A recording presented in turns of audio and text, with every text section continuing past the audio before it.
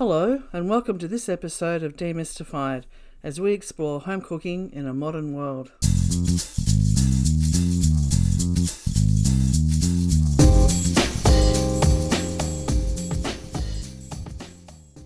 Hello, I'm Linda, and I'm here with my friend Paul. Hello. Any technical difficulties? Just a few. I know, it's been a little while and I just forget basic things, don't I? Here we are in our Cooking with Steam kitchen. We're Yay. actually really from the kitchen. We're actually in the kitchen, Cooking with Steam Preston version. 2.0. 2.0. Well, version like 3 or 4.0. I know, we we changed keep it a lot changing. around, but that's all right. This one's a keeper. For now, until the next appliance comes along. Yeah, wow. So how are you, Paul? All right. Ready for Easter? Yes, and you've been getting some cooking on. Yeah, doing a bit because I've got to go away for a bit, so try and get some stuff in the asset bank, as some might say.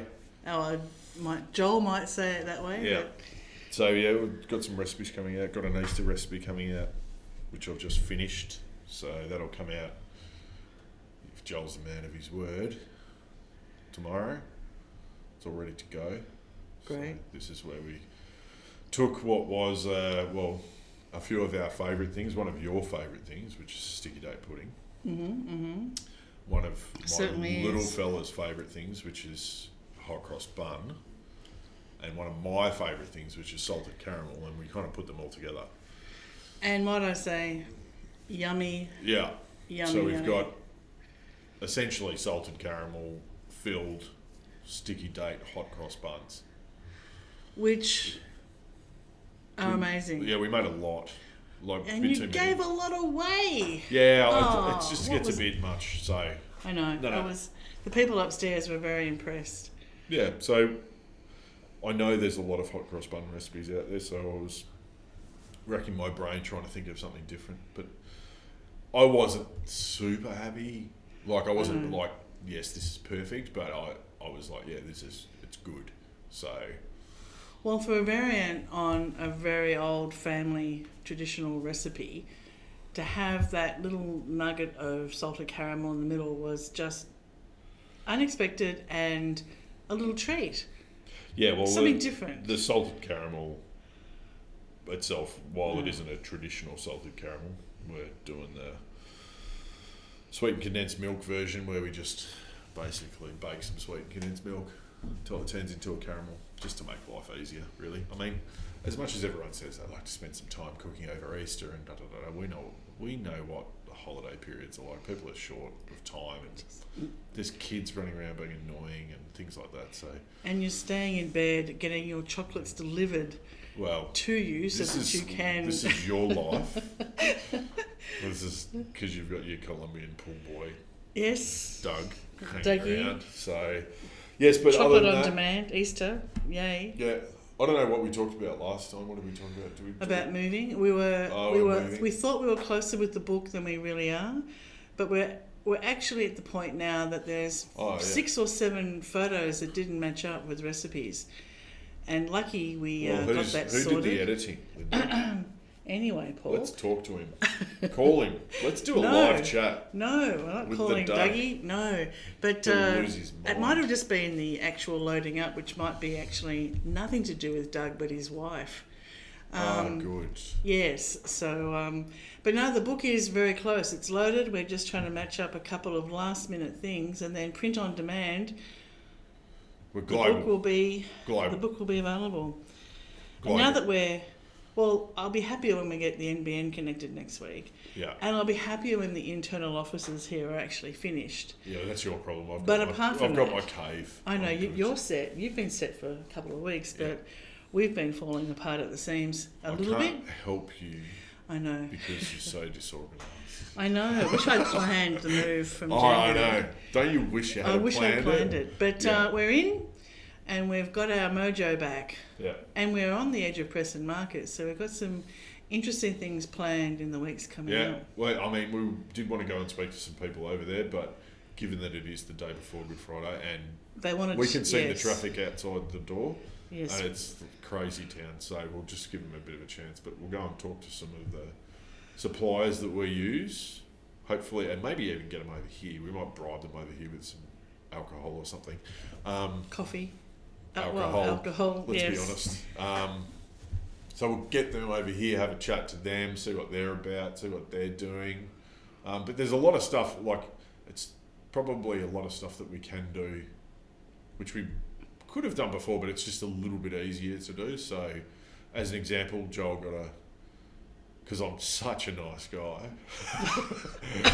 Yeah, Joel got a one-on-one lesson this morning about breaking down and boning out a whole lamb. So we did that. So although my butchery skills are not what they once were, they're still good enough. So I'll do a few more of those, and then we might do a bit of a tutorial, show people how to do it, because it's actually not that difficult. You just got to know what to cut where. So it might be a good one for people. And be comfortable using a very sharp knife. And a hacksaw. And a hacksaw, right? Yeah. Not things that I have in my kitchen second drawer down normally. Sharp knife you don't have anywhere. I know, and why do we? And we know why, because I'm always cutting myself. Yeah. But apart you'll from cut yourself less with a sharp knife, but anyway. So we'll do stuff like that. But that's good to just, having the market so close. But it's also what to do, as you and I were talking about it afterwards, when I saw the work that you put into breaking down that lamb, which is a great way for the price of half a lamb. For the price of a leg of lamb, let's say. A leg of lamb, a decent sized leg of lamb that will feed 4 people is going to set you back, let's say, minimum $40. Would you agree? Yes, a good fresh. So to get a whole lamb for about 120, so you're getting 2 legs, that's 2 Melbourne, shoulders, Australia prices. Yeah. 2 legs, 2 shoulders, neck, shanks, saddle, racks. There's a heap of product there for what takes about an hour to fully do. And I do go to the next level where I bone the shoulders out all the way for Joel, so it makes it easier. And half an hour's work, it's pretty economical. And I'm very much a believer of it's funny actually, this came up the other day when I was at the market. I did post a photo to some friends of mine when I was wandering through the market, and I might put it on Instagram actually. Maybe Easter's not the best time given the topic, but I did walk past a shopping trolley full of pigs' heads. Oh, right. Okay. Yeah, but there's nothing wrong with that. No, but it's just visually. So, that's why I took a photo of it, because how often are you going to see a shopping trolley full of pigs' heads? Not very often. Nonetheless, I am in agreement with using the whole animal. Yes. And we have done absolutely a pig's head terrine, which was really tasty. Yeah. I was a bit sort of like, oh, really? But then when I had some, I thought, wow, and pig's cheek. Yeah, jowl, cheek. Yeah, very nice. The not pork knuckles. Yeah, I know. But the amount of meat, as an example, childhood memories you can get off a pig's head I was is really an surprised. extraordinary amount of meat, given that a pig's head will cost you $5. And it was so tender. Tender and delicious and tasty. Yep. You've got very cheeks, nice. jowl, ears, which you can make crispy or feed to your dog. There's exactly. There is a whole heap of stuff in there and I'm not against grabbing a lobster and caviar. That's not, but that's not viable or economical for everyone. And I always kind of think, let's not just discount those things because it creeps us out when we walk past a shopping trolley full of pigs' heads. Exactly. Well, it would creep me out. I know. Just so everyone knows, looking. She's saying this with a nose turned up as though it's I'm like, pig's head is a bit beneath me. It's it's a little bit above my skill level of dealing with. Well, it's a not shopping trolley really full. If you think about a shopping. I'm not saying go and buy a shopping trolley full of pig's head, but if you buy a pig's head, you can make a really nice. You can just simply braise it. Which is essentially what you do for the terrine, but you braise it, you pick all the meat off, and so you're picking through a snout and a jaw and whatever else, but realistically, Like, if you get that out of your head and get to the end result, you've got some beautiful It was really nice. picked meat which you can toss through a pasta. There's a myriad of things that you can do with it. And if anyone's into like barbecue, let me tell you, you want to talk about pulled pork? That's where the best pulled pork comes from. Or where we are now, around the corner from 28 different types of Asian restaurants and takeaways, in a little bao bun with some chili, lettuce, I'd be very happy. So there you go. Yeah. Yeah. Very simple. That was nice. But it's just getting people over the line of like the things like the heads and the oxtails and all of that sort of stuff. Hence the whole lamb. It doesn't, lamb's pretty easy to deal with because when you buy a whole lamb, there's no head, there's no gizzards or innards or anything like that. So it's pretty... But it'd be also good, as we were talking about, I think, to then explain how you might treat the different cuts. Yeah. We've talked about before the primary cuts and secondary cuts and how a leg of lamb is a secondary cut. Oh, very good, Linda. I do. You were listen, surprised I by do. yourself. I then. was. It's been a long week, guys. Sort of It's been a long. I'm looking. Is it okay? a secondary cut? Am I saying the right thing? Yes. And it is. Yes. It's But been a I mean, long week. yeah, absolutely. But how to then treat them? Because you can get the best out of the different cuts by treating them different ways and having different mixes of flavours and correct cooking style. So. But so the market's going to serve us and hopefully serve the people who use cooking with steam well, because we'll do quite a bit of different stuff. It might not just be steam related. We might just do some general day-to-day stuff, particularly buying things like fish, which you just don't... Well, I wasn't going to bring up. I wasn't going to say what type of fish it was, but... Didn't we talk about this last time? Did we? No. Oh, okay. We It's can been talk a about while. But the Patagonian toothfish... Very good. ...was fantastic. And you did that sous vide. Yes, I did. Well, we're going to dip into that a bit more heavily now. Yeah, I think that's a really great idea. Yeah, so because it was so tender. Yeah, we'll start. I mean, that fish would be tender. Well, except to be honest with you, and I'm not being rude, but that fish would be tender if you cooked it. I was going to say I really want to see the sous vide technique because I'm not trusting my little oven and me to do it again until I know. That fish is the Wagyu beef of fish. But man, it was nice, and that bed of goodies that you had it on, so tasty. Leek and onion and coconut sort of relish type thing. Coconut relish was just fantastic. So, but you see, that's the good thing. I mean, we were talking about using cheaper cuts, but every now and again, splash out. Like that fish is uber expensive. Like that's $80 a kilo. So one portion. That was what, 160 gram portion? Yeah. That's sort of like $15, $18 for that single portion. But you could have it with any white fish like that. Any fleshy, flaky white fish, I would say. Yes, but the point of that dish was to not hide what that fish does, which is just be an absolute superstar. It's beautiful, that fish. Being able to have access to go over there, walk around and just pick something out of the blue, maybe even something that I haven't cooked before, and just go, well, let's give this a go and see what happens. Yeah. Why not? So it was a maybe treat. open up our ingredient portfolio a little bit more, so we're not just exploring. Because the trap you get caught into is and you and I do the same thing, is we go to the same fishmonger, and quite often the same fishmonger will have very similar fish all the time. It's only, sure, seasonally it'll change and stuff like that, but branch out a little bit and having the choice of, let's say, I would suggest maybe 3 very good fishmongers over there, possibly 4, but 3 outstanding. And all the different butchers, and a lot of the different butchers will carry different cuts as well. Yeah. Because we've got sort of very multicultural market, so different cuts will be sort of for different cultures and different backgrounds.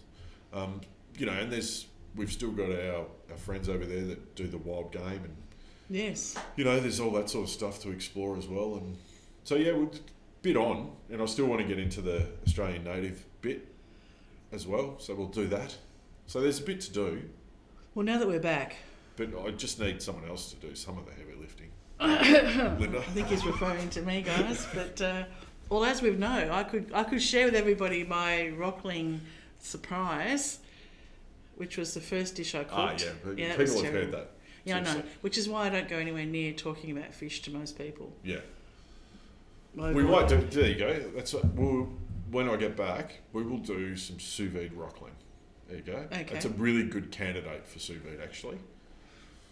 Normally it's white, fleshy, really super Well, it tasty doesn't fish. have to be Not Patagonian toothfish. no, But we will do some sous vide. not the way I rockling. cooked it that time. But No. we're moving on from there. Yeah. Not everyone goes for the sort of rubber thong texture. No. Oh, that was bad. It hasn't been super It popular couldn't in even restaurants. Be cut. It was so bad. But And when I say thong, I mean flipper, flipper, Yeah. no, flip flop. flip flop, whatever. Yeah, no. Or if you're in New Zealand, jandal. Are they? I didn't Yeah. know that. I didn't It's know short that. for Japanese sandal. Oh, really? Oh, there you go. Jandal. I don't know how to pronounce that, but Jandal. and so now that we're coming up to the pointy end of our night and we're about to close up, turn the lights off. What are you doing for Easter? What's a little as little as possible. cooking for your family? I'm trying to get away with not doing that, actually. So we're trying to pretend that we're Camping. sort of we've got other stuff on and and it's someone else's turn basically is what we're working on the theory.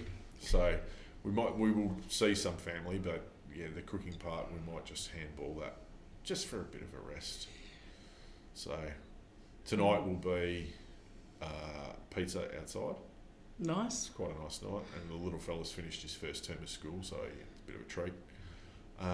And then, yeah, I don't know, not a great deal. Just a bit of gardening, bit of mowing. I might do some cooking. Can you not I'm break just my breaking kitchen? the kitchen. Oh, Jesus. sorry. Gosh. It was built better. Anyway.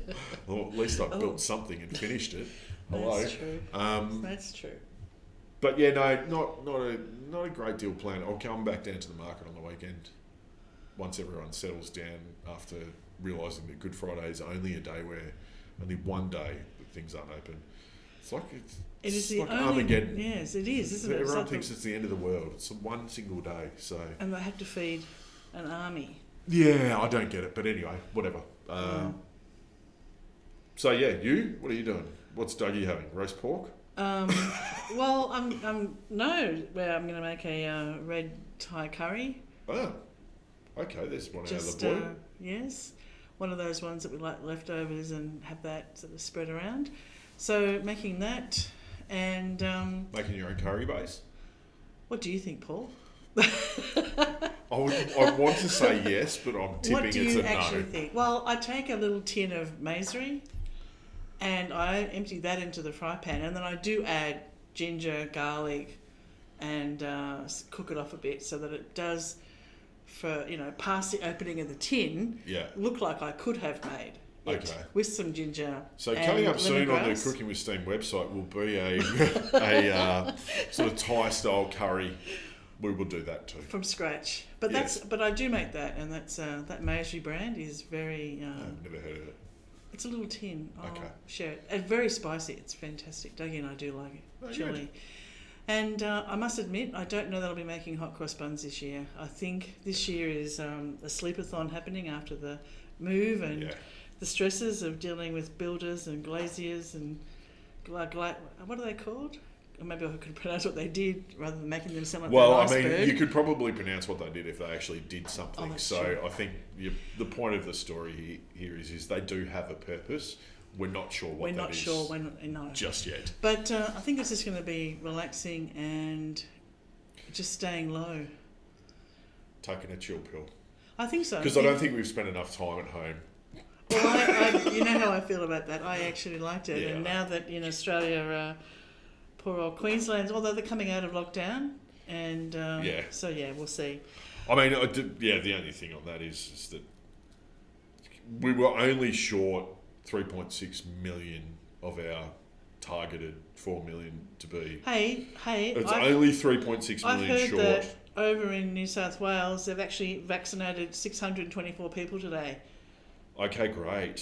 We're getting there. Yeah, 26.5 million people to go, but we're getting there. I know. We were only 3.6 million short of our target, so that's pretty Look. good, I think. It's excellent work by our They've only government. had a year and a half to plan, or a year to plan. So Yeah, I know. you know, I mean, we let's don't mean not to be. rush our governments. We don't mean to be negative, but you had one. I tell you job. what. It's kind of like our friends, builders, Yes, fitters, and one shop job. fitters. Get the You glass had in. one job, Get the right you know? glass and get it in. Yeah. So, anyway, But the rest of the world is under a bit of pressure with all that. So good luck to them. good luck. And happy Easter. Happy Easter, Paul. Happy Easter to all of our listeners, or happy holidays, or Whatever. whatever it is. We're Yeah. just going to enjoy the break and celebrate being with family and friends in whichever way you do it.